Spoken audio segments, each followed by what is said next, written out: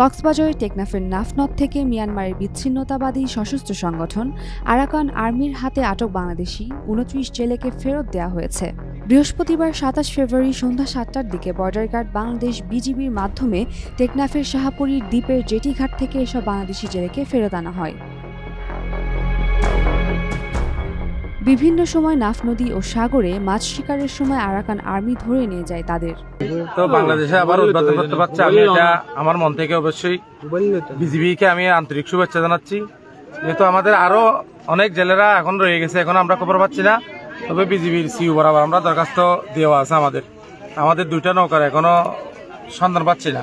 তাহলে এদের রোহিঙ্গা আছে, অনেক রোহিঙ্গাগুলোর আমরা কার্ডগুলো নিয়ে এদের দরখাস্ত দিতেছি। অবশ্যই এরাও যেন এভাবে ফিরে আসতে পারে।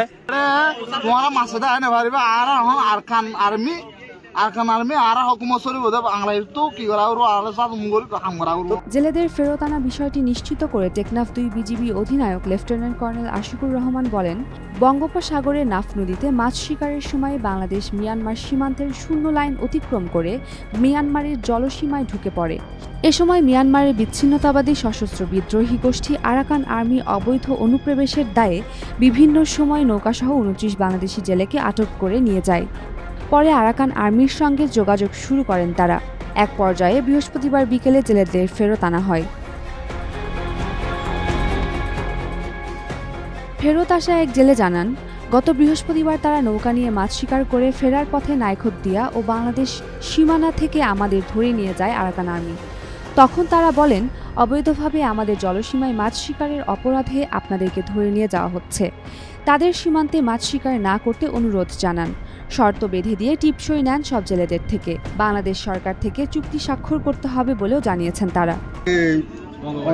বাংলাদেশের ভিতরে সীমান্তের ভিতরে না যায়, তারা বাংলাদেশের সীমান্তের তারা লইয়ে দিন মুখবাদী আর অড়ে গিয়ে দিন, অনেক কিছু করতে গিয়ে দিন, শুধু মাছ মারি ভাত কম খাই।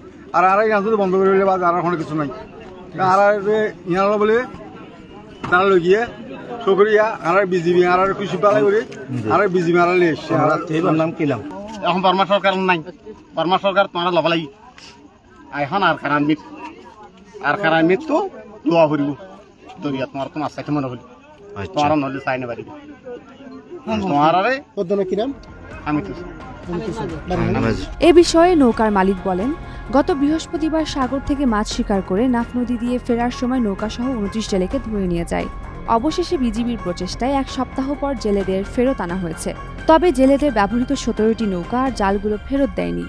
তাছাড়া নাফ নদী ও সাগরে এ ধরনের ঘটনায় বেড়ে যাওয়ায় জেলেদের মাঝে আতঙ্ক বিরাজ করছে। উম্মের উম্মান ক্রান্তি, ডেইলি সান।